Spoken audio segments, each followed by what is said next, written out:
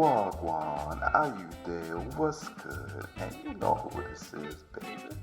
The #1 podcast in America, dedicated to all you kings and queens of color, homies and homettes, shotters, woo gals, G-boys, and charges. The one and only Jerk Jollof and Collard Greens podcast. Wagwan, are you there? What's good? And welcome to episode 17 of the Jerk Jollof and Collard Greens podcast. I'm your host, Glenn A.K.A. G. Ransom. And for today's discussion, we've invited the leading ladies behind the allegedly credible podcast to join our panel as guests to discuss, validate, and debunk biases and double standards commonly pitted against men and women in relationships, at work, and within society, as well as reveal the panel's personal experiences with and opinions on gender-related issues such as gender identities, roles, and stereotypes. The discussion will be broken into two parts, starting with a general Q&A, followed by a few rounds of hit or miss, where the panels will be asked to debate the validity of a few pre-selected double standards and biases tried against men and women in several facets of life. But before we delve any further, if you aren't already a follower or would like to learn more about the show, definitely check us out on Instagram, Facebook, and Twitter at JJC Podcast to learn about our latest offerings, announcements, next episode, and to join the JJC community. Now, if you know anything about this program, you know that we are the diaspora's self-proclaimed #1 panel podcast in the world, and I attribute that honor to my brothers in bond, that being the JJC panel, starting with the originator, Mr. Naira D. Ron, A.K.A. D. Black. What up? I keep telling you, Naira ain't worth nothing. Stop. It will be one day. It will be. Yeah, you're right. With optimism, I believe. You got Bitcoin coming to Nigeria. They allowed it again. It's coming up. That's true. That's true. You have to break bread with the Nigerian politicians to get some of that Bitcoin to Nigeria, though. You gotta give them a piece. Exactly. Next up, we have America's own and perhaps angriest black man, Mr. Chunky. All done. Hi. Next up, we have a fellow Nigerian social media plug, Carmex connoisseur, Francis, A.K.A. the franchise. What it do, baby? And everybody knows Francis keeps his lips well greased. Thank you to Carmex. Shout out. Yes, sir. You know what's good. You're gonna get a solo sponsorship from them. Wow. Either them or Church's Chicken. Damn, why I do my cousin like that? Hey, you know what? You gotta keep the lips nice, okay? That's all about that self-care, brother. I feel you. Yes, sir. Next, our in-house creative, half Rica, half amazing, Dre P. Yo, I'm very sad that I didn't get a chance to go to Puerto Rican Day Parade today, since I'm in California. But Wepa told me Puerto Ricans. All right, get over it. Let's do it. Of course, I'll partake for you, Dre. Don't worry, I got you. Next, of course, myself, Glenn A.K.A. G. Ransom, G_Ransom on Instagram, the world's humble extrovert. And now, without further ado, I'd like to introduce our guest panel, the beloved host and leading ladies of the allegedly credible podcast. And feel free to tell listeners about you, your podcast, and where to find you all. And we'll start off with Danielle, A.K.A. Lady Fay. Hi guys, my name is Danielle, and everybody calls me Lady Fay. I am a singer, a writer, and I am a painter. I do art, and you can follow me on Instagram at the Creative Lady Fay. I forgot what I was gonna say. So, oh yeah, you can find us. Sorry. So our podcast is definitely about women empowerment. We just definitely talk about different things that we have gone through in our life. And you can find us on Anchor, you can find us on Spotify, you can find us on Apple Podcasts, Google Podcasts, and straight from our source, which is www.allegedlycredible.com. You can also find us on Instagram and Facebook at Allegedly Credible. I'm gonna let Mel talk. I'm like, bro. I'm sorry, I forgot. She's like, I'm done. Let's start. I'm here. I apologize. I was trying to make sure I got everything out and said, go ahead. Gotta do the plug. Yo, so my name is Mel. since that's not important. But my name is Mel A.K.A. Mello Supremo. You can find me on Instagram as the_main_chick, and that's MANE for hair. You can also find me on Facebook under the Allegedly Credible group or the Facebook page.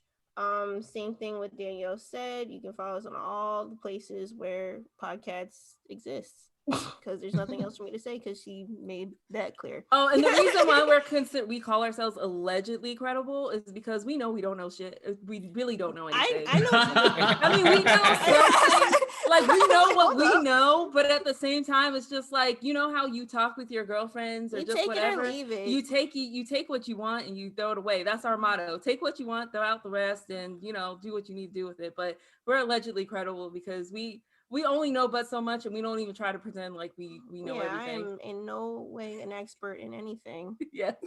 Disclaimer. No, that's awesome. So yeah, I understand that your episodes were released every Sunday, right, at 12 p.m. Yes, that's right.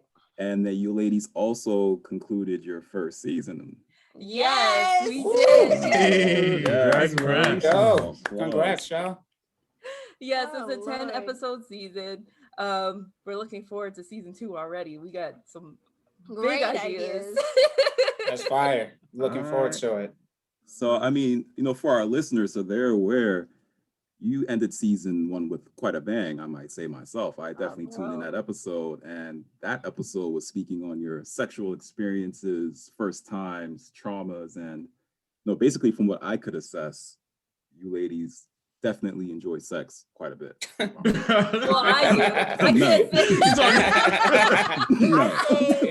that I like sex quite a bit, though. I mean, it's something to do. I mean, she got She's like, I'm bored. One can have, I guess. So there was a couple points I'm gonna pick on, but one story that Mel dropped in particular. And once again, Mel, congrats on your recent bundle of joy as well. Yeah. And for being here. So congrats to you on that, Mommy Mel. Thank you. But Mel, you shared a story about when you heard your parents having sex. And you actually confronted them about that. Oh, you confronted them about it? What's that supposed to do? You just take the L. You take the L. Mommy and Daddy, what were you doing? I respect it. I respect it. Make them feel uncomfortable as you felt uncomfortable. I mean, that's meant to be. I was trying to get to a point so we can all be comfortable and just ship me off somewhere when you feel the feels, I guess. So my thing was, I was thinking about, well, damn, how would that have played out in like a Nigerian household? Or hell no. There's no way. That's what you get. You should have been sleeping. That's what you get. Exactly. You gotta mind your business. Well, you're too scared to even ask that question. Yeah, exactly. You would never even have that question. Yeah, you never asked that question. For real? Hell no. No way. Yeah, not in African. Nigerian specifically, nope. Nah, especially in Nigerian houses, babies just appear. You don't even know where they come from. Stork brings them in. They just show up. Yo, there's here's another your brother, baby. another sister. Like, oh, okay, cool. Just accept it. Yep. So another point was made by Danielle where you were speaking about some sexual pet peeves. And I know one in particular, which is probably even like a double standard in a way, and we'll get into that with the topic, but you spoke on how you don't like male moaning or like certain male moans or You just want to be quiet. Off. No. Just lay there. It's not that. Elaborate, please. Okay. I want Siéntase. No. Some things are okay, but like in the middle of sex, sometimes when it's like, oh yeah, girl, or oh yeah, that feels good, or that feels tight, or certain things, it just automatically turns me off. Like certain things that are said in the That's middle kudos. You should be happy. You're doing a good job. I was like, so it's I don't bad want, if someone says like, girl, you like this penis? You're gonna take this penis like, really well? Like, no, like, oh, you want this dick? Like, no, I don't. Like you would disturb me. Like, you know how girls are like, oh, I'm dead. That is. Yo, I'm certain literally on things the that floor are right now. said during sex that just turns me automatically. I'm like, all right, We're that's done. enough. We're done. I'm good. I mean, Like, you've been practicing it for like an entire week. Hold on. So is there no range of acceptable things that a man can say? I Or mean, is it just all got? Or he just gotta be hushed? no, Yeah, you you gotta- can make noise. You can. Or is it make like a noise. tennis match? You just gotta make it sexy, Grunt. bro. With tennis I match, think you it's just gotta be grunting. sexy. You gotta make it sound sexy. You just Is that what it grunting. is? Like it depends, because can't like be- for me, if you're gonna go and say like, oh, you look so beautiful, or I don't know, like you feel so good, that's like, keep it simple. Like, don't go past like, oh yeah, I like this tight dick. Like, Oh my god. So Oh my God. I challenge. so hard right now. What? Oh god. So I challenge the guys. I want to see like an example. I want to get Danielle's take on what's an acceptable male moan. So since we have a panel Oh of wow. men, I want to ask no. my brothers to impersonate, Wow. their best moan in the act, I'm gonna and then you can rank us on a scale of 1 to 5. notes today. Man, that's what we on right now, bro. Yeah, so I we're think gonna you start. got. Alright, I think you got me all the way Yeah. fucked up. If you think I'm moaning, I got one. I got Alright, one. D-Black, go I got ahead. one. Okay. Let them know. Oh damn, girl. What? That's it. The old man come out. Oh damn. That's it.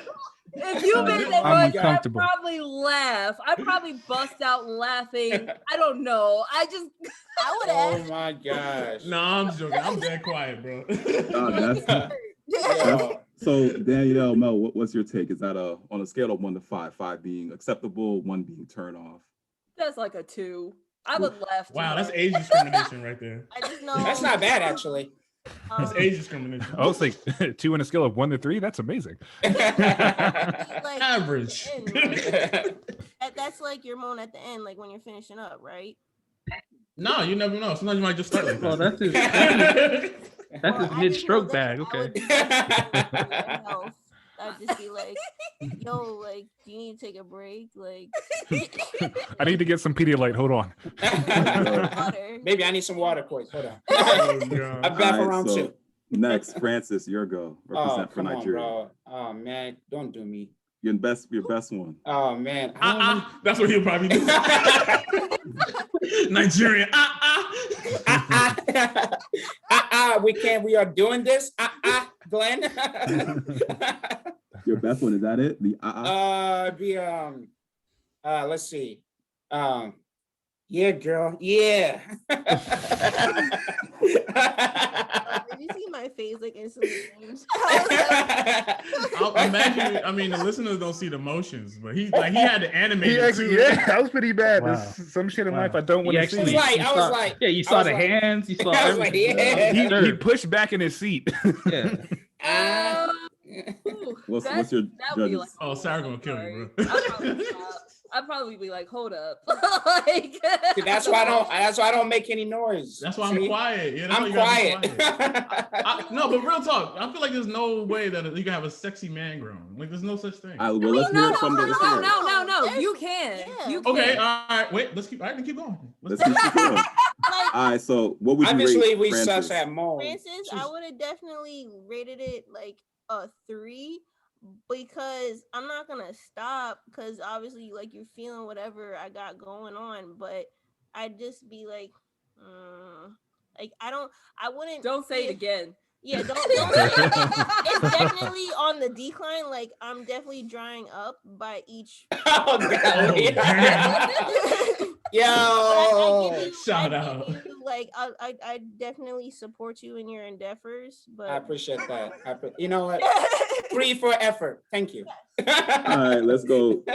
Let's hear it from our collard greens part of the group, and I'll go last since I'm the host. I think Yeah, I'm you already know. Man, you know Wait till I Glenn is gotta about go to. last. I know, right? Oh, man. Chunky, let's hear your best male moan. No. If that's your entry, we'll have the ladies judge it. I mean, Allegedly. I mean, Actually, if I'm gonna be honest, I like being told no. So yeah, that'd be like a That's The hell? Oh my god! I have a Wow. question. Where would that even fall into play? Like, where would the no even come in? I don't know. I just It's don't so weird. Don't do that. It's just a random no, and you're like, yeah, I like that. No. No. Oh my god. No, like, No. okay, like let's say. More to the right. Okay, wait, guys. Actually, I know where that would come in. Okay, so let's say you know how like you're deep into it, and but like you get mad sensitive, and it's just like, oh my god, this is too much. And I was like, if I'm like trying to push you off, like this is too much, and you're like, no.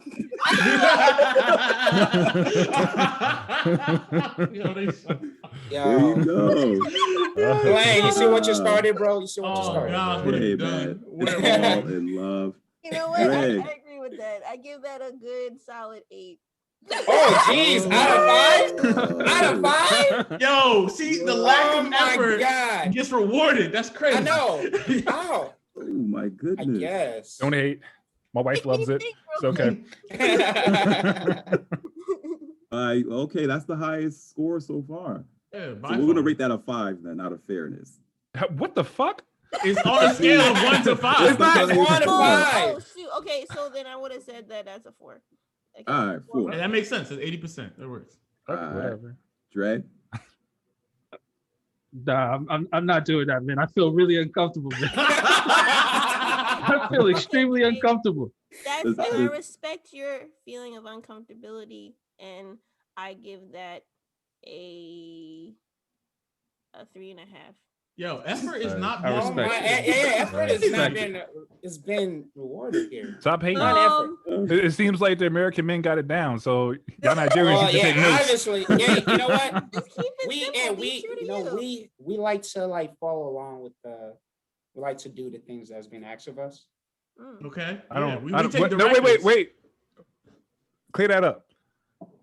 What do you mean? We take What you directives. mean? Like Yeah. we were requested to make Yeah. a sound, we made a sound. Exactly. Is that really the sound we make? No. Well, at least for me, I don't make no sound. So All right, At well, the end you of know, the day- Nigeria had its turn. I hear Nigeria some had jealousy its turn. in ain't your nobody voice. jealous. Nigeria had its turn. I just Let me try to show y'all. All right, go let me on, show y'all. Jermaine. Let's Come on, let D. Jamaica Okay. show y'all. we can talk Mr. about that Rubber another Waistline. time. Okay. Oh, here go, here we know go. what he's about to do. I'm gonna silence my mic so I can get a bit better hearing. Go, boom, boom, boom, boom, boom, boom. Shut up. Wrong. All right, y'all ready? All right. That y'all want. Yeah, that y'all want. Tell me that's not accurate. I would not know if it's accurate, bro. I don't make noise. I don't know. No, but I'm just saying I would not know what Selassie. I can cut everything out except for that last grunt. That last grunt was a little sexy. I'll take that. That's But what I'll I'm cut used to. everything else can Mr. go. Rubber Waistline strikes again. Wow. So just. Like that's Sounds like you're lifting or constipated. Not sure which one it is, but it sounds the same. Like an Oh episode. my let's see what the goodness. lady Yo, says. this is way too juicy, yo. About the, Oh, what's my score? What's my score? About Did I the take that spice. up Apostle or not? 4.7. Yeah, I would Yes. give it a 4. Ooh, that's the crown. It's like what I'm Yes. used to. Like if it let it be natural, you know. I'm pretty sure that we're not having full blown conversations when we're doing the. What, you don't talk about your What? taxes? I'm about to say taxes is the Oh, number come one on. topic. Taxes is coming up. I don't...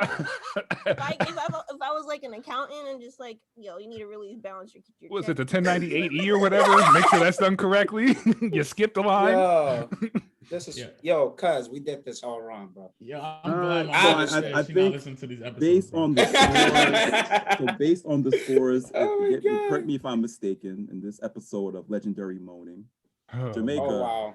Jerk ranks first, 4.7. Collard Greens to the contribution of Chunky None. part. Really. That was a 4. Why you strong 4. mad, bruh? I'm No, not I, And mad. Nigeria. I rated Chunky a 5. Chunky was a 5 for me. Oh, Oh, yeah. let's say- And I got a 3.5. So I don't what's know, up? but he It's the was bald bad. head that's doing I'm it. just That's saying. what it is. It's the bald head Alright, that's so- doing it. And then Collard Sorry. Greens won. You Yep, know, they did. luckily, sex is not all about the moaning; it's about the Right. performance too. Yeah, it's about the Actually, I'm gonna share one thing. So I'm gonna share one thing. When I was with this guy and we were having sex, And in the middle of it, it was feeling like too much for me. So I was like trying to push him off, like, okay. And then he was like, he said, "Don't fucking touch me." And when he said that, I just was like, psh, psh, psh, everywhere. I was like, okay, good, everything. So that's what that was good for me. Like, that was great. Yo, you like violence. That's basically. She likes a man's man. She like violence. So different shows. A relationship with control, and when that control on her side gets taken, like, she just likes being vulnerable because it doesn't really happen very often. Would you say so? I agree. Okay, what's the next question? Well, different strokes for different folks. And our last point, literally, and I think this was an epic one because we all have some stories about this. But you had a question for your viewers, your listeners, about the dick pic. In particular, why do men send dick pics? Like, I think all men think there's somewhat the Gordon Parks of dick pics. So I guess, can we get into that? What's the pet peeve or the issue with the dick pic? It never was. I was like, no longer. It never was. Like, for me, it's just like, okay, hi, how was your day? I'm doing great. Here's a dick pic. And I'm just kind of like, what? We didn't even have any context of the conversation. We didn't even get anywhere about like anything serious. Like, I don't even know if I like you. I don't care about your dick. Like, get your cottage cheese dick off my screen anyway. Like, I don't care. What kind of dirty dick is in your DM? Hey, I don't know. First of all, She's going in right now. I don't know, like, where did the whole dick pic sensation come from? Because I'm pretty sure I've never once asked someone, like, well, I don't know about you. Well, I've never once requested, like, can I see your dick, please? Like, great question. So back in 1790, no, I'm just playing. They actually drew it back then and then handed it to somebody. A pigeon. I'm about to say, tied it to a pigeon. Speak for yourself. I mean, I would assume. I would assume with like camera phones was probably when it started like becoming like, oh, I have the ability to send you a photo over the phone, and I don't have to print it out and do all that. So I would say probably the advent of camera phones. I know that so that also to print out pictures of their dick.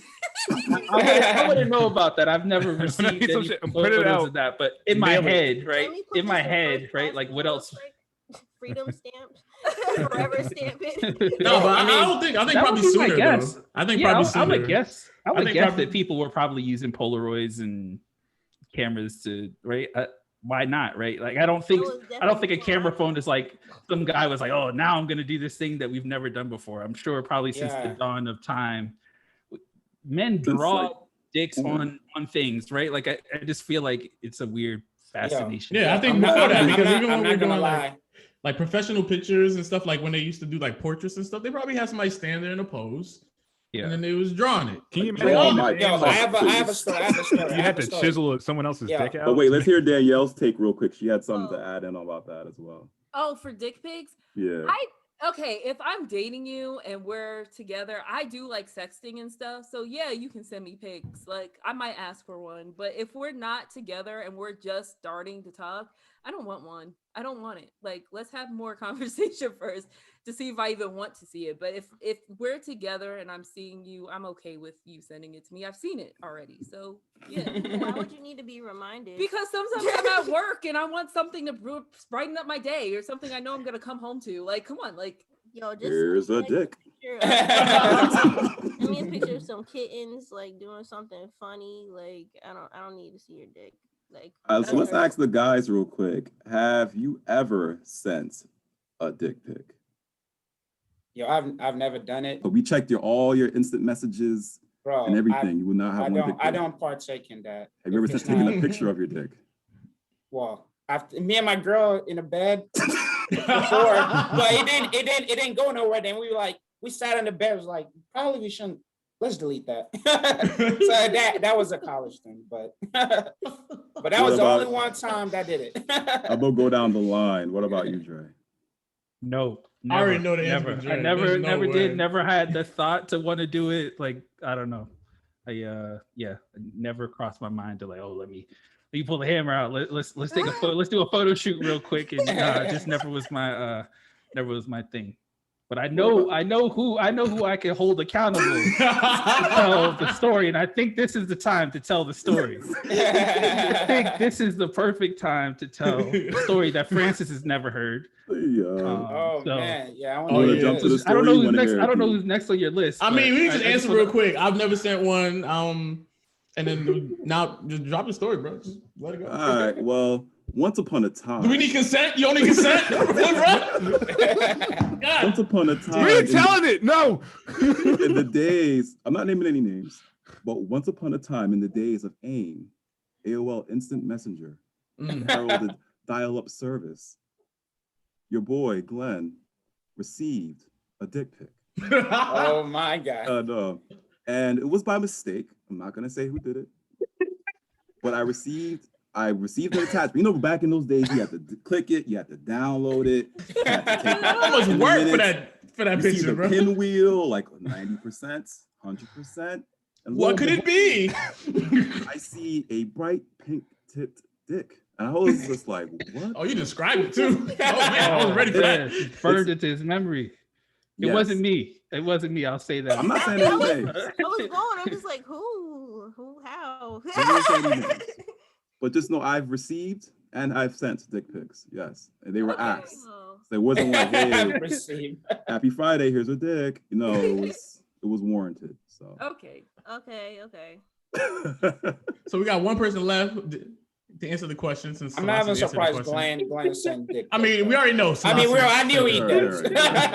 Like he couldn't hold his real mantle without sending a dick pic. That doesn't make no sense. Give them what they want. Chunky, any words? Is it another no? That's fine. We'll skip Chunky. All right, go ahead. All right, so this last point, ladies, when can we expect Allegedly Credible to return? In the fall. We haven't set a complete date yet, but probably September, October. We're leaning more September. Yeah. But that's our goal. September 2021. 2021. Yes. That definitely gives listeners the time to catch up on your past 10 episodes of season 1 as you wait your return in this fall, and we definitely look forward to that.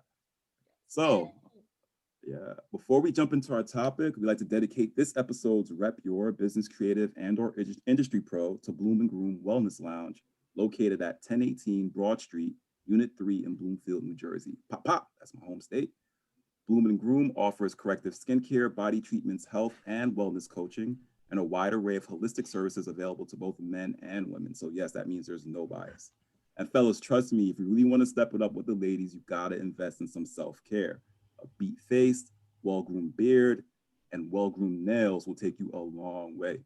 Trust me, D-Black, I got you. Facials, teeth whitening, massages, back facials, beard kits. Bloom and Groom has it all. So whether you're looking for a self-care oasis or an elite esthetician, feel free to check out Bloom and Groom Wellness Lounge on Instagram at Bloom and Groom Wellness, where you'll also find info on their services as well as health and beauty tips for men and women. You can also text wellness to 866-951-0758 for additional info. So definitely a big up yourself to the owner, Jasmine, and the hands behind Bloom and Groom Wellness Lounge for all their services. Also, to commemorate Juneteenth, which is this Saturday, starting this week through the remainder of June, we'll be highlighting Black businesses owned and operated by people of color. So if you tag us at JJC Podcast on your next social media post, definitely we'll go ahead and feature you on our story or on our timeline. We'll show you some good JJC Podcast love. So without further ado, let's chop, and we're going to get into our topic. And the first question I have, I'm going to direct this to the ladies of Allegedly Credible, just so we get a clear understanding. And once more, this episode is about gender biases and double standards and gender identity and roles. How would you define gender, and how would you define sex? And is there a difference between the two? Well, I grew up in church. I always thought that gender and sex were the same thing. I always considered it like if you were born with female parts, you're a female. If you were born with male parts, you're a male. Now that you know, I've grown up and I've kind of gone outside of church. I've learned a lot about like gender and stuff, but not enough for me to be comfortable enough to be like, oh, this is one role and this is that. So I don't really, I can only speak for myself. And as myself, I identify as a cis female, and that's all I can do. What about you, Mel? Right. I just like to start that my pronouns are she and her. And I am a cis female. I completely agree with Danielle. I had similar upbringings, maybe not to the full extent of how much church, but I always grew up with gender and sex thinking that it was the same thing. But I do respect people who think otherwise. You're free to feel however you feel like you are. Yeah. All right, good Shout out to point. Pride. It is. I believe it's still Pride Month. Yeah. So I guess any other varying points of view I'll ask of our host panel here, any from the fellas, any different points of view you like to interject or state? So I can say myself, my pronouns are Apache helicopter and tank on Friday. I agree with what you both were saying. Traditional gender roles, they kind of don't stand nowadays. So if you want to be something, you can be whatever you want to be. It's all about how comfortable you are. And I define sex as intercourse. So there's that.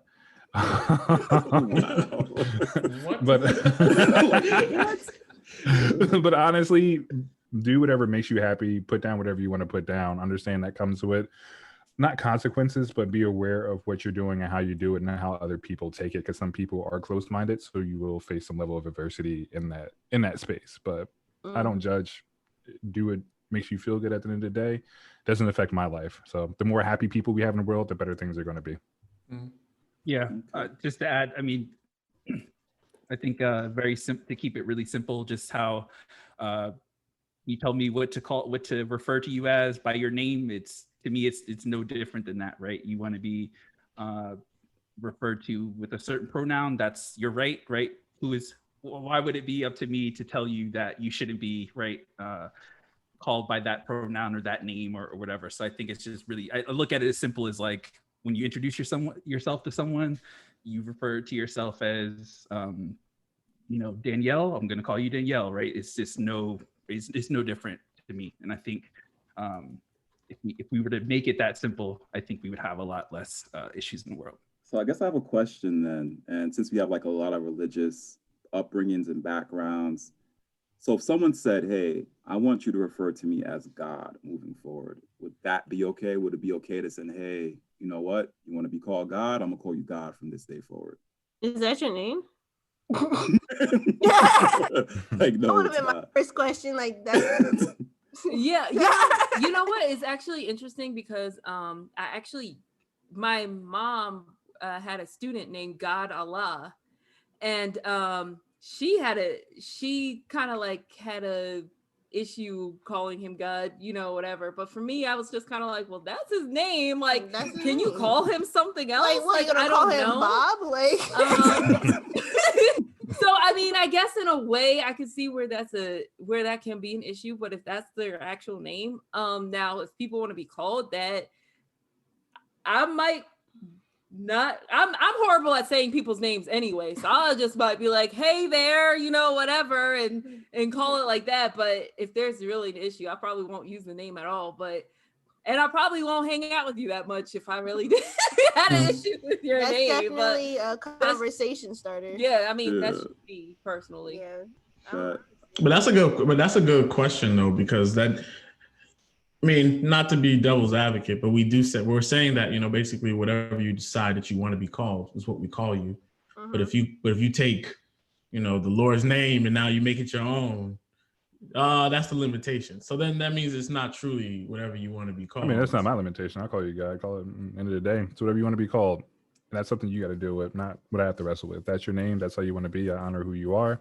Who says that person isn't really God? I mean, I know a little bit here and there about religion.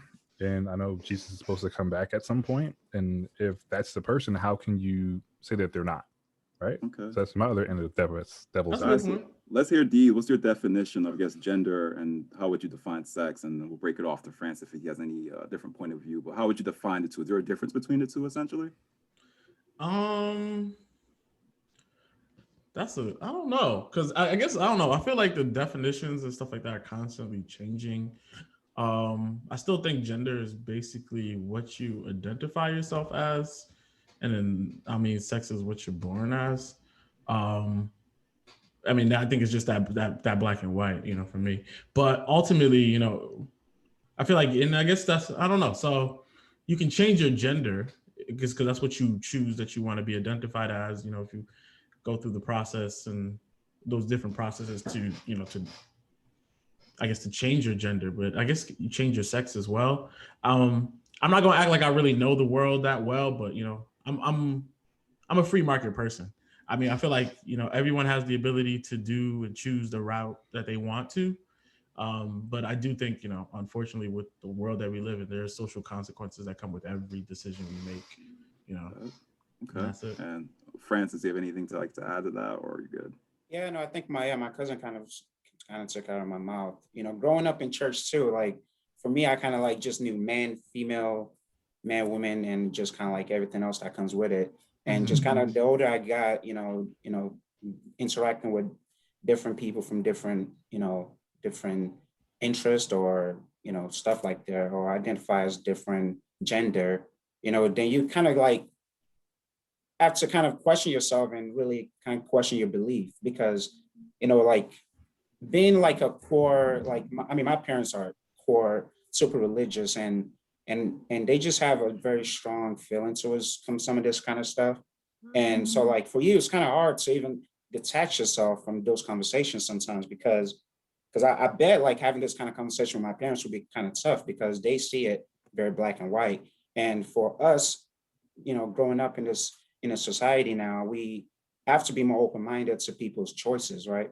So and when we are not, and that's kind of where, you know, things get a little bit more complex, and makes life tough for other people, you know. All right. That's all this. Yeah. I'm sorry. I just want to kind of piggyback off of what Francis was saying, because, yeah, I do agree that where we are in today's society, we are kind of pressured to, in a way, pick a side. But at the same time, there's a consequence with all of that. And just because someone doesn't align with you, I just feel like you don't have to go and force your agenda on somebody, you know? Because I'm pretty sure no one's forcing on you. Like, why does it matter if I accept what you decide to be called anyway? Because it doesn't peel any skin off my nose, you know? But I mean, but it's the American way, right? So if I don't, and it's just being honest. If I don't, do I have to conform under that? No, I'm playing the other side, right? So we live in American society, and it's just like, if I'm not pushing my agenda down your throat, then you're not hearing me. There's something wrong with you. You need to listen to what I have to say, because I have freedom of speech. Fuck what you heard. This is what it's going to be, or else. And I mean, like, so, but does that make that okay though? Once again, I'm playing devil's advocate. It's not okay, but let's speak to what we really feel here, because I think that goes into the question of tolerance versus acceptance, and we get into like maybe civil rights and civil liberties. That's a different agenda, but let's focus in on the core of gender and sex, and whether or not, which will tie into the next question. I mean, me personally, I feel like gender is a social construct. Kind of identify what the behaviors are associated with your sex. So it's like, if you're this gender, you know, you need to follow these particular rules or behaviors or cultural expectations. So if you're this sex, this is the gender, and this is the rules that you're confided to or confined by. And I think it's all really social, really. So there is a difference between the two, because sex is like biologically what you're born as, right? Because it also serves as some scientific or empirical value as well, right? How we're able to identify male and female species and procreation and things like that. So it's like, I think the two are essential. So I guess it'll tie into the next question. If there's really no difference between the two, then what purpose does gender serve? So it's kind of like, all right, we have men's room and restrooms, right? And sometimes we have like the unisex bathrooms. So if a man says, I identify as a woman today, I should be allowed to walk into the women's restroom then and use it? Or would I be in violation of like whatever like liberties or privileges are afforded to each sex or each gender? So does ultimately gender serve a purpose? And I guess to tie that question, if a man feels like a woman today, is he allowed to use a women's restroom? Is that completely okay or no? And I'll start off with the male panel, well, the male panel, but our fellas here. And I'll direct that question off to Dre. Yeah, I think this is like a really simple thing.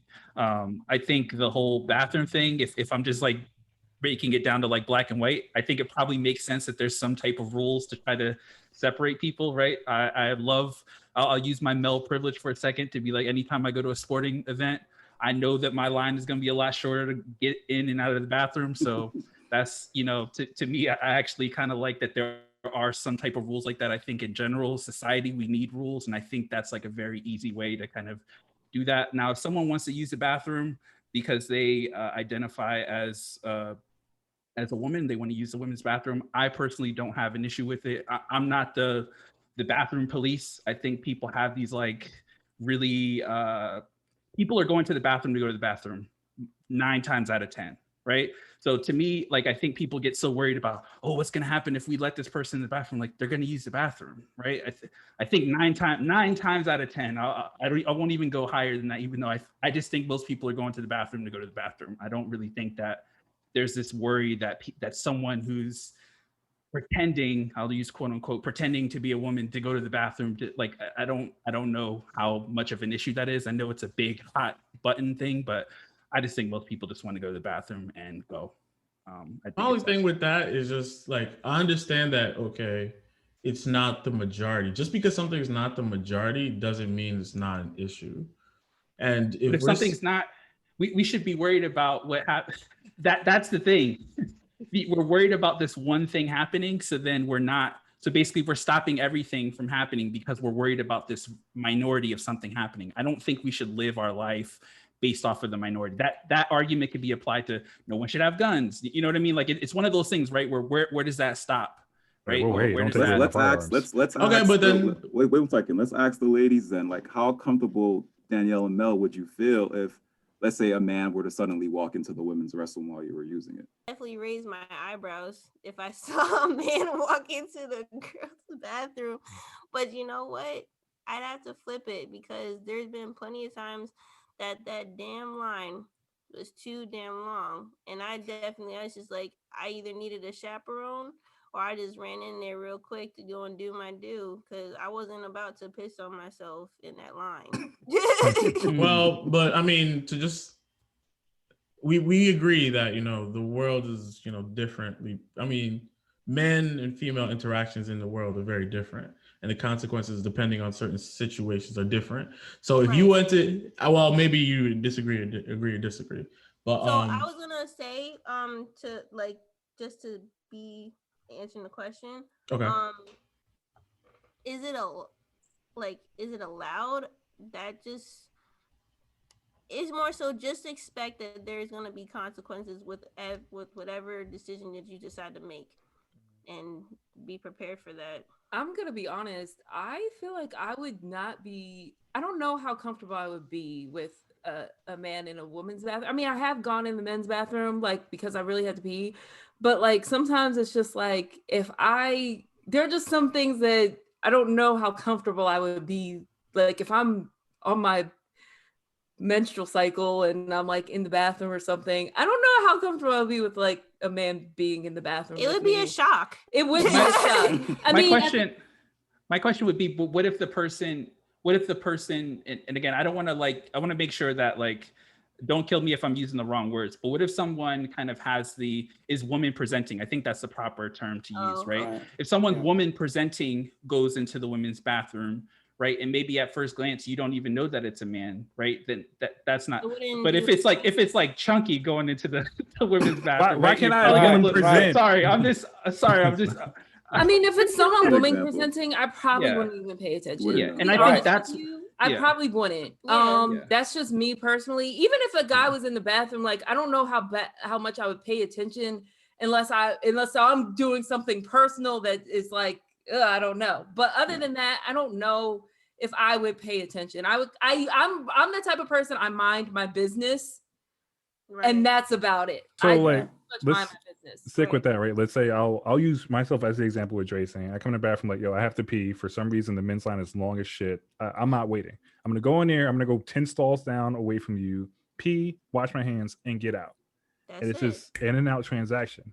But let's say someone that identifies as a woman at that day. Well, I'm just gonna one point. So someone that, because we were using that scenario that a guy's gonna come in and say, hey, I understand I'm in the women's room, but if he identifies, let's say we were talking about whether or not gender serves a purpose in society. If he identifies as a woman, he may not feel the need to have to say, hey, I'm a man using it. He identifies as a woman. So he's that's that women facing part. I'm just like everybody else. You don't have to. But I think talking to the comfort level, and I'm glad that Dre kind of brought that up because I think when you do like, I guess like the question, I mean, for me, I was thinking like, I think when somebody kind of goes through that full process and actually change their sex and stuff like that. And I think, you know, the bathroom conversation is a lot easier to have. Like, do we have to like redefine really how we like view and how we label stuff? And like, you know, is that kind of like what we, as a society, what we need to do so we can kind of move past some of this kind of conversation? Or, you know, I was kind of like just kind of processing that and see what you guys kind of like thought about that. Like, do we have to fully change the way we kind of, how we label bathrooms in this scenario where like there is no longer any question on that? I don't think you have to relabel bathrooms. From my understanding, like overseas, don't they have unisex bathrooms anyway? Yeah. So we have this, in some places. We have this mentality as American society where everything has to have a label. I have to judge you. I have to put you in a box. So for me, it doesn't matter. At the end of the day, good people are good people, bad people are bad people. If you have ill intent, you're going to take out that ill intent. You can't do anything to stop it. So while we're hooked on like, oh, well, in my head, you should do this, you're pretty much oppressing that person because in their head, it's just like, everyone's free to do whatever they want to do. Now you're confining me to what I can and cannot do because you're uncomfortable with my level of freedom and acceptance. So it's hard to teach American society to learn how to accept. And you can break this down into being liberal or conservative. And liberal people, from my understanding, and I may not be 100% correct, but it's just like they're pretty free of everything. They accept people, they don't tolerate them. Conservative is just like, I can only take it up to this point and you have to conform to me because now I'm uncomfortable. And that's the thing that we have in American society. I think you make a good point. I don't want to oppress the majority of people because of a minority group of people. To me, like once we start making those type of rules, that can easily be bent to other things that I just think it's a really dangerous. I think it's really dangerous to allow. Once we allow that to happening, I think it opens the door to other forms of oppression. Right. Well, let's jump into the next point then. And that was just based off of whether or not gender actually serves a purpose in society, if at all. So let's get into this next point then. Should gender identity be limited to one's actual sex? Or is it really based off of, should gender identity be based on one's feeling or expression? Like there's no boundaries, like why or why not? And I guess we'll deflect this over to the allegedly credible to get their take on that.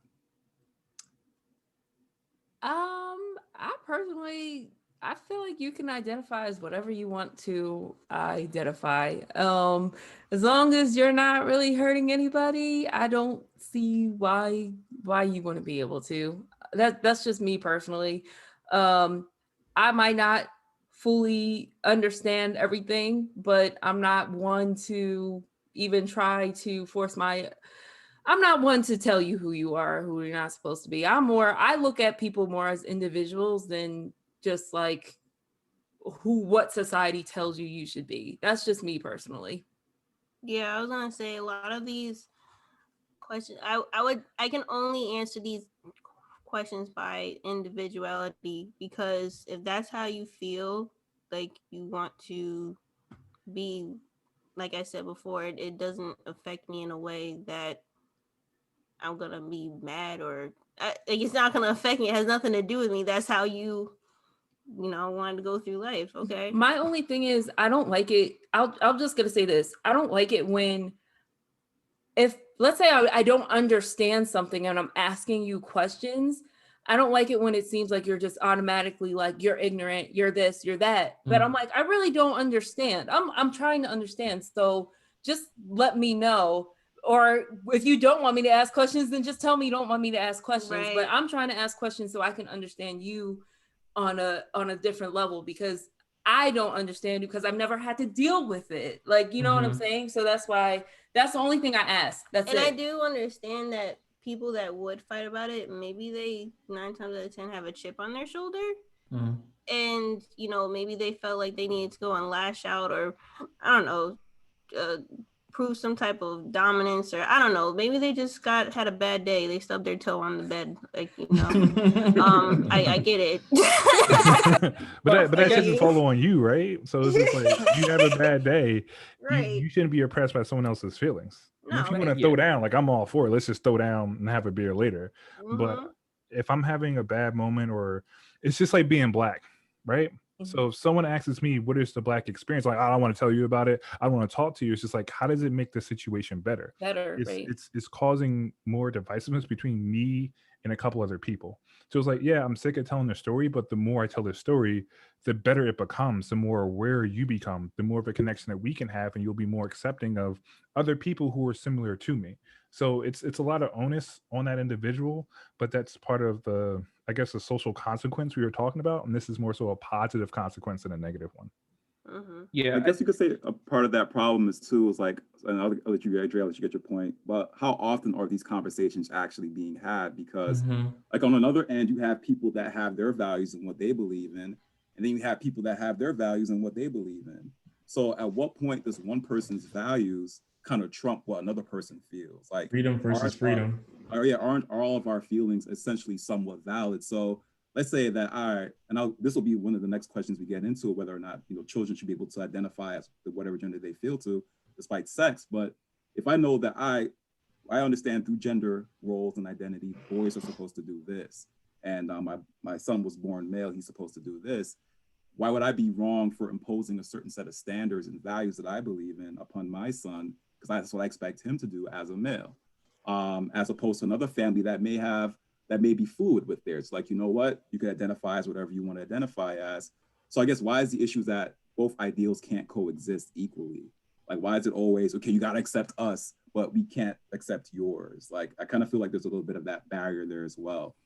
I guess for me, a couple of points. So the first thing is, like, I guess I never made a decision that I'm going to be a man, right? It just never was a decision that I made. I would assume for the other men on the panel, and then even for the women as well, I would assume you never made the decision to say, I'm a woman or I'm a man. So to me, it's as simple as it came to me to feel as though I'm a man. I assume it's that simple for other people. From what I understand, there's some people who they look at their body parts and they're actually disgusted by what they see because they don't feel that, right?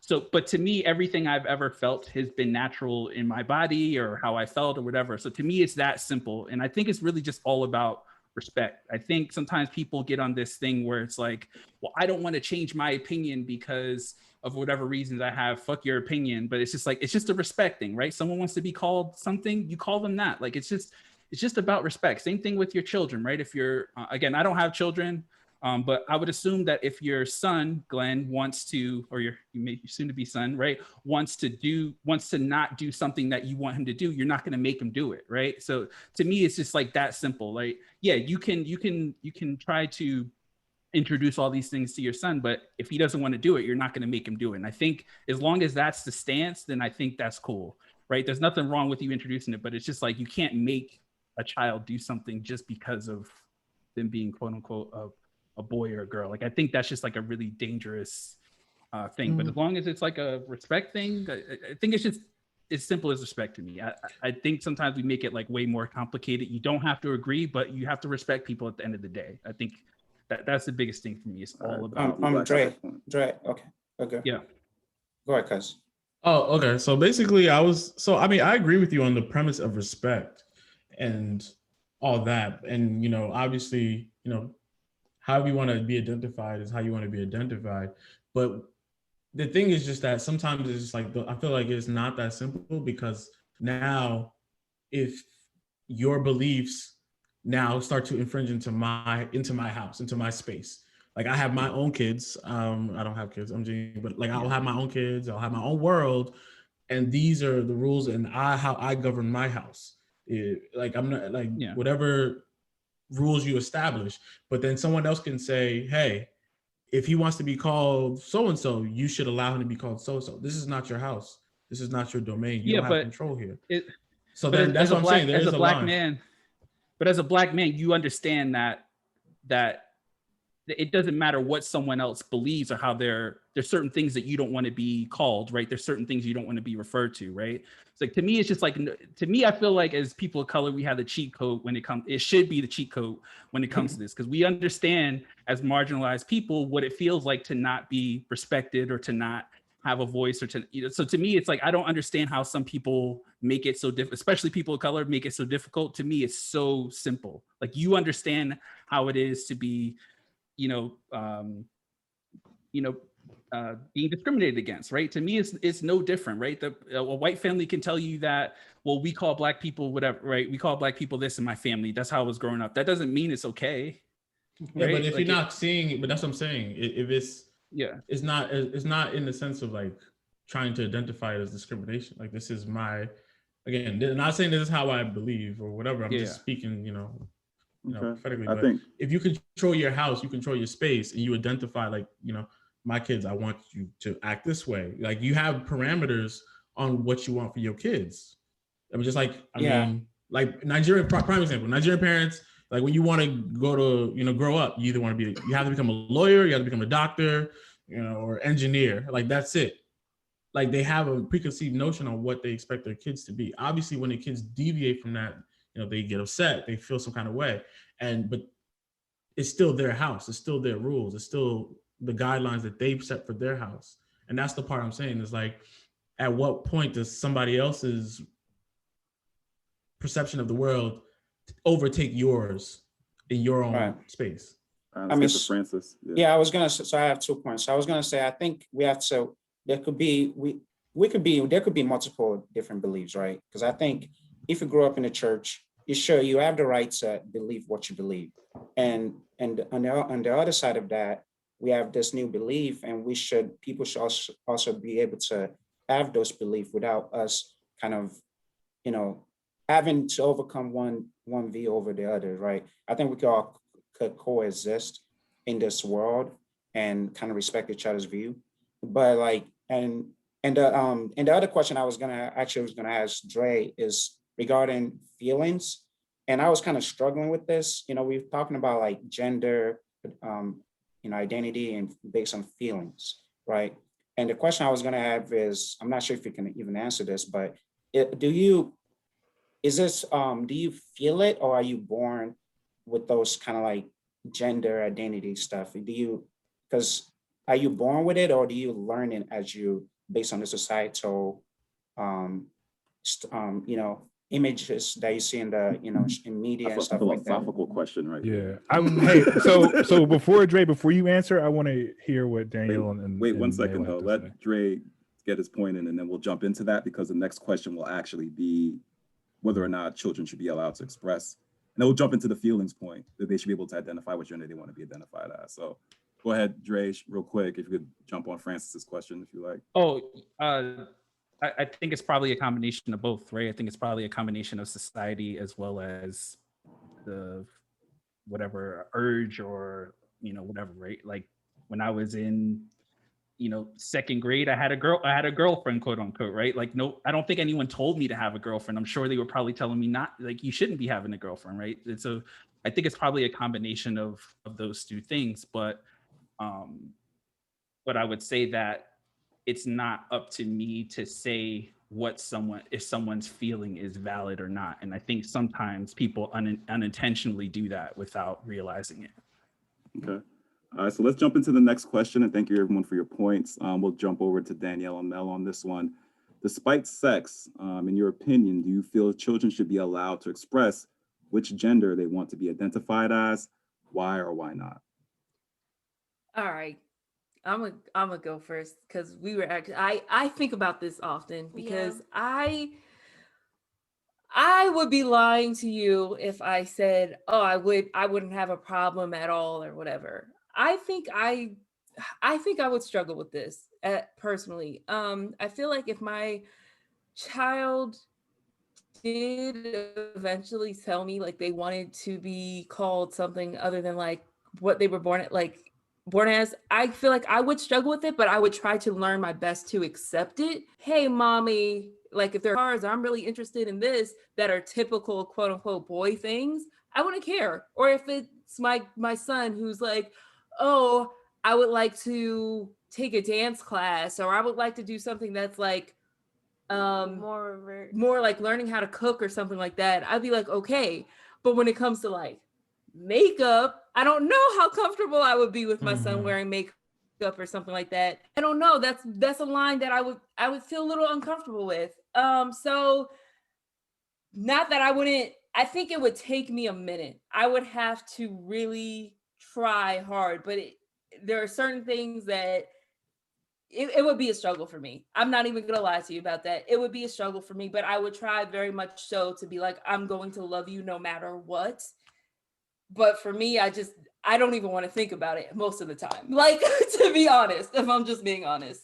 Yeah, I mean, I definitely know that if my children were to come with me and say that they feel like they're the opposite, or they didn't feel comfortable in their bodies and they felt like they needed to go and change their sex, I wouldn't necessarily discredit what they had to say. I would just know that this is definitely a conversation, because I would want to know why you felt this way. Where did you get this idea from? Was it something that came from the outside that you were curious about?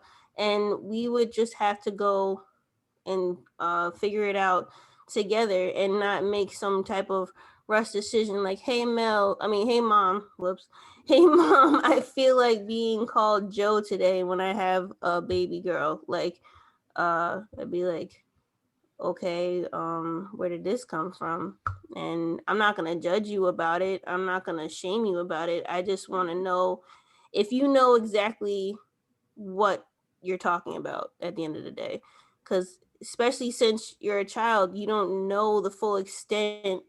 Well, I mean, like maybe you do, but I just want to make sure that you know the full extent of your actions. Don't be out here half stepping. Because what am I supposed to do? I would say I take the opposite approach to that. If my daughter came to me and said she wants to be called Ken, I'm gonna call you Ken for the day. And it's to show acceptance of what they want to be in the moment. Children are going to go through a lot of different things in their heads, and it may not make sense at the end of the day, but as parents, I believe our responsibility is to give them that freedom within the household. If they don't have freedom within the household, then they're going to have an issue dealing with it outside of the home. There's enough people out there to oppress them. The last place they need to be oppressed or questioned is at home. That's a good point. Am I going to figure it out? Yes, but there to me is a way to do it that's not challenging them. I understand that's like as a parent, I hold a level of high authority, and I look at it as a kid to my parents. If my parents question me, I'm just like, I just can't tell you how I feel and what I think. You always got to question it. You always got to lay down the law. No, like walk through it with me. Okay, this is what you want to do. Cool. Then try to pick up on the cues. Okay, they may be watching a TV show. Their friends maybe want to be called Joe for the day. Prime example. So there was an issue where a kid wanted to be called a boy when she was a girl, and the reason why she wanted to do that is because she was standing up for another girl that wanted to be called a boy, so that girl wouldn't feel left out. She didn't have an easy time explaining it, but that's what she was doing for the day. And then the next day came around, I was like, yeah, I want to be a girl again, but I was sticking up for somebody. And in that moment, it's just like, it may not last forever, but you have to be mindful of what's going on in their head. It may not make sense to them. It may not make sense to you because we're adults, but it may make sense to them as kids. Like they're only thinking a half mile down a road. We're thinking the next exit. So I would say kind of be mindful of that. I don't take anything away from you, but give them the open chance and opportunity. That gives them a high level of freedom and acceptance as they grow older. And I understand that too, because especially since we were talking about this in the past, I remember a lot of times with my parenting, when you talk about like expressing, like the child expressing, I remember from when I was a kid, like I used to think like I wish I was a boy because I always thought that the grass was greener on the other side. It would be easier if I was a boy to do half the stuff that I wanted to do because of what I wanted to do was more falling into line with what boys did. Like Daniel and I were similar. We wanted to join the football team. Yeah. I ended up joining the wrestling team that had a whole bunch of boys on it. And I didn't get any flack for it by the time I was on the team or anything. But I'm just saying, if there have been times that I had, I guess, stuff brought in my face like, oh, you shouldn't do this and you got to act like that and blah, blah, blah.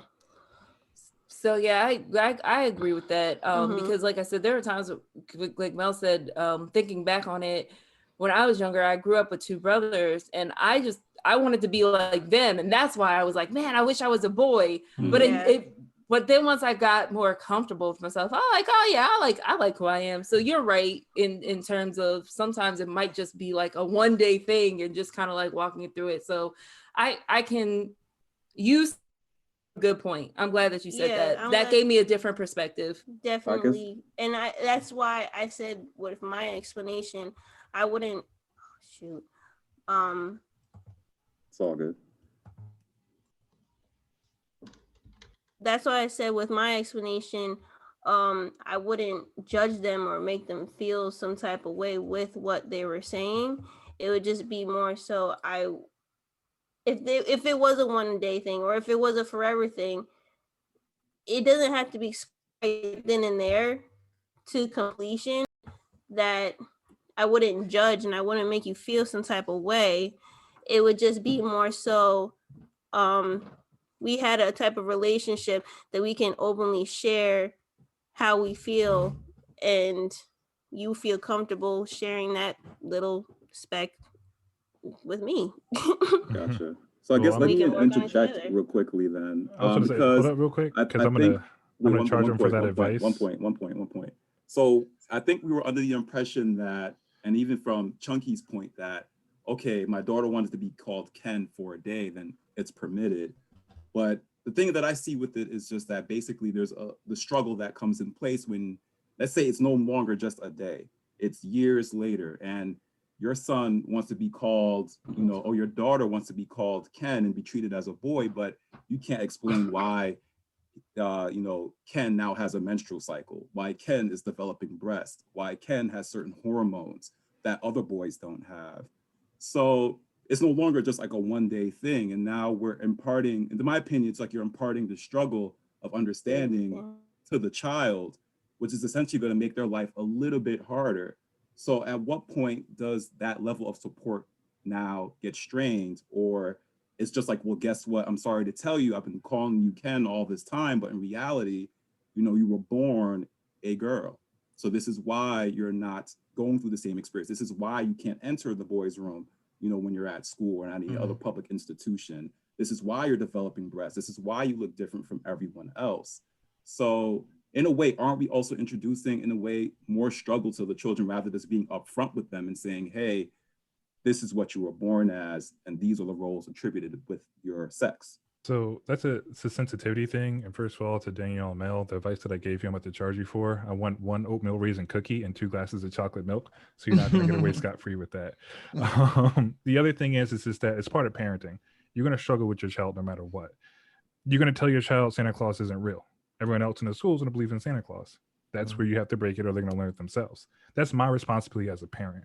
If my child is growing breasts, she has a vagina, so on and so forth. That's the struggle I'm going to go along with her because she has a partnership with her parents. It's going to be hard. They're going to go into certain situations where it'll be normal problems that we had growing up. But I'm not going to sit here and like, all right, time to burst the bubble. It's just like, we're going to walk through this together. We're going to have to challenge together. In 10, 20 years from now, as we're moving and progressing in society, that may not even be an issue. We may eventually fall into unisex bathrooms. We may eventually have a lot more acceptance than we do today. So my responsibility as a parent, just like D Black was saying, that's my household. That's why I'm going to run that. That's the struggle I'm choosing to have. But that struggle makes him a better person at the end of the day. understanding that someone is always there for them no matter what they're going through. You're going to be opposed throughout your entire life. If you can't trust your parents, if you can't trust your family for the simple things or most challenging things that you're going through, what's the point? Because I'm not going to break that for them. I'm going to sit there. Isn't it also like a responsibility of the parents to also be real? Like, because at that point, you're going to have to say, this is why these aren't happening. Not saying that you accept it any less, because that were me, I would have to accept it, you know, because I would love my child regardless. But at the same time, I feel like you're doing a disservice if you're not being upfront with them, explaining why all these things are happening. I mean, I think he's walking through. I think based on what you're saying, he's walking through it with them. So even though they're like experiencing things that they normally, I guess, traditionally would not have experienced, you know, as a parent, you're still gonna be walking through it with them. You know, I mean, one thing is to be honest, it's funny because as kids, it's weird because like I think even with like my parents, like anytime that I like asked them, like I mean, when I had dreads or something, because even in Nigerian culture, it's really bad to have dreads. When I was growing my hair or something like that, if it was anything other than pure acceptance, it was automatically felt like a sense of rejection. So I think, you know, originally when Chunky was saying that, I was like, oh wow, like, yeah, you want to be accepted, because if you don't feel accepted in your home, you don't feel like you have somebody who's riding with you as you try to figure it out, is always going to make you feel like a sense of dejection, you know? So I think, being able to have your parent walk through it with you and go through the challenges with you is going to make it a lot easier. So I have one more question for the panel. So when do you guys move? I mean, when do we move from just giving that emotional support to where there's actually some action behind it for like a child? Because there are some parents that support their child to the level where they actually go through like the sex change. For them. Like taking them to get like comfortable right? for them. Yeah. Right. I mean, like, what's your because like I was gonna say, I think the easiest thing is like what is the normal process for that, right? So from what I understand, if a person is transitioning as an adult, there's certain steps that they need to take before they can do that. From what I understand, there's some psychological things. They have to talk to a therapist. They have to go through all these checks. So to me, I think it would be following the same format. I mean, I'm saying I would assume that I would wait. I would want to try to have my child wait until they were an adult to be able to make that decision. I don't know if they should be making that decision when they're 12, because I'm thinking about stuff I wanted to do when I was 12, but I know people are different. I know everyone's not the same, but to me, I would always be following medical professionals. I guess to speak to the earlier question, I would try as best as I can to learn everything I could, get as much support as possible, and make sure that I'm there to support my child in whatever they want to do, right? If my child wants to become a basketball player, I'm going to learn everything there is about basketball, right? And help them.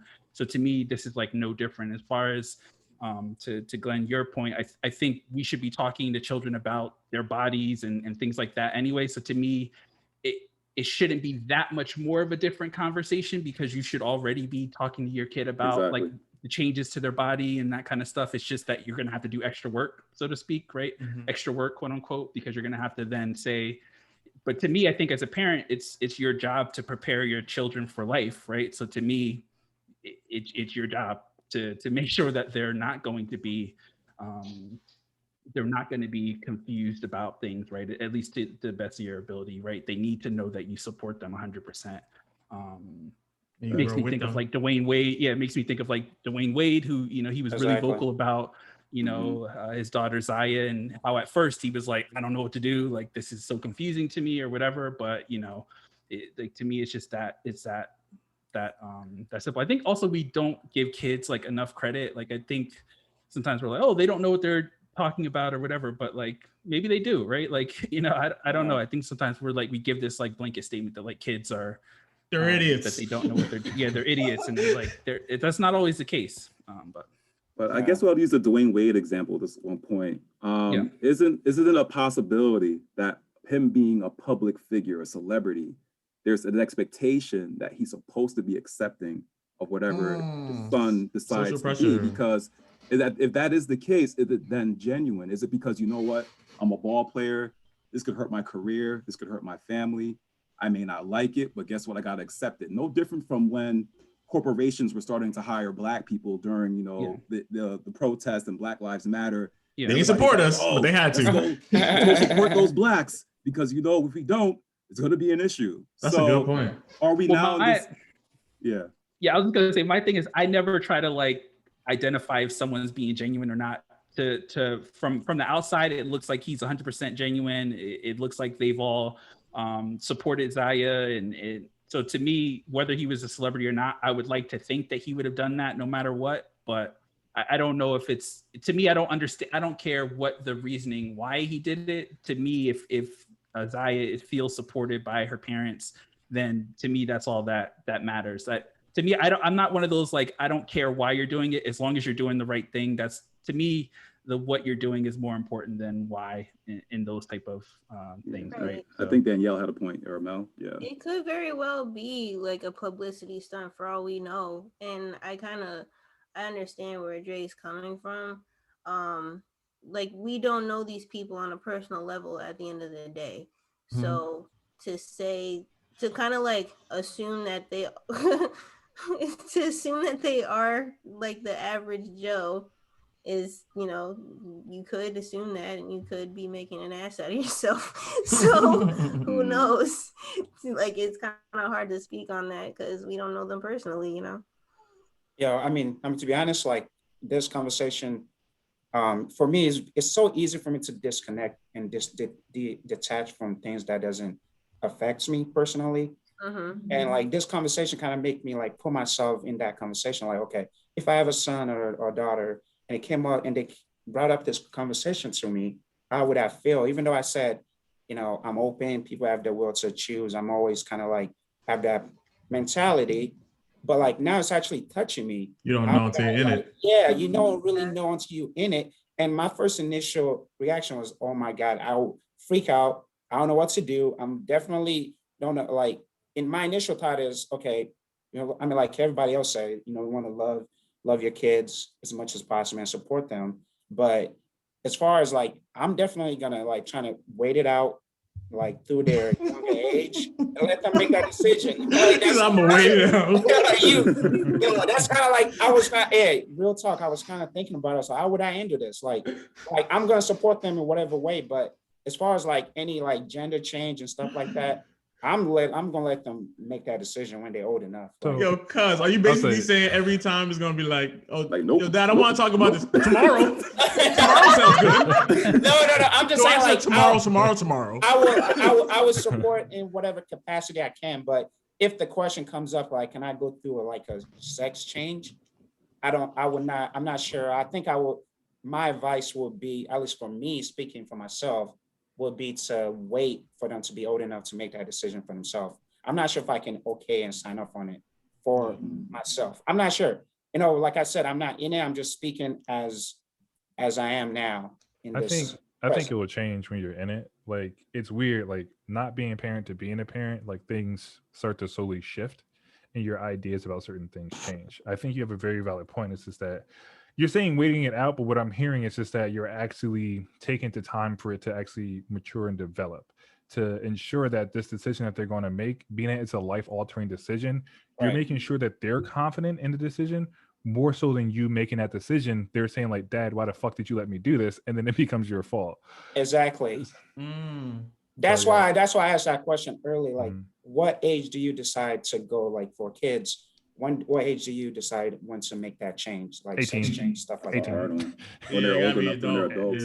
Yeah. And it's not to be rude, but I think 18 is just like you make your own decision. You have to live with that decision. And I think that's the best way to do it. And then you just walk through it from there. Because you're making it an actual life-altering decision as a parent, which can eventually bite you in the ass. So the smartest thing to do is just like, hey, you're out of the house, you're 18, you're legally an adult. Every decision you make, I support, but it's all on you. It's so funny, like kids are very quick, depending on how they were brought up, they're very quick to blame, like, this is all your fault. And I'd be like, well, you know what? These pockets is empty, so that's all your fault. My curiosity is expensive. I was the one that made the choice to go. Oh my God. It was kind of my fault because I decided to go and ride with you real quick. Like, hey, let's go. Let's go figure this out real quick at the clinic. We are interrupting this episode a little short and will be releasing part 2 of our discussion with the amazing women of the Allegedly Credible podcast soon. Stay tuned for the outro. Take them away, Glenn. And that concludes today's episode, but that doesn't mean the conversation has to end. As a matter of fact, feel free to check us out at JJC Podcast on Facebook, Instagram, or Twitter for our post-discussion question following the release of this episode. If you are a Black or minority business owner or professional that would like to be featured on the Rep Yours segment of our show, or a listener with some general feedback for the podcast panel, feel free to shoot us an email at jjcpod@gmail.com. As always, likes and comments are always appreciated. Be sure to subscribe or follow to be notified when the next episode releases. And until then, stay safe, stay blessed. Peace.